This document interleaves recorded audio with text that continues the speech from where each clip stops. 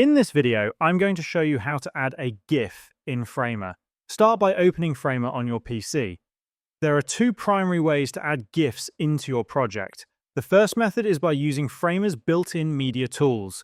Click the plus icon in the upper left corner of your screen, then hover your mouse over the media section.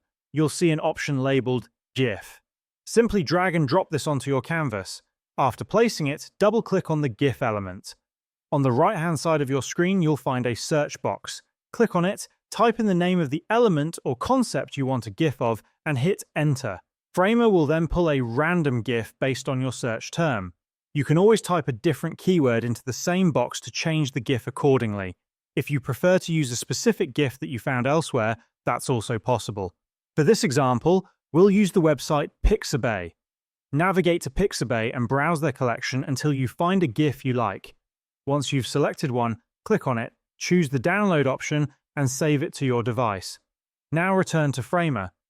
Open the folder where you saved your downloaded GIF, then drag and drop the file directly onto your canvas. The GIF will upload and appear in your project. From here, you can reposition and resize it as needed. This gives you full control over adding animated content to your design. That's how you can add a GIF in Framer.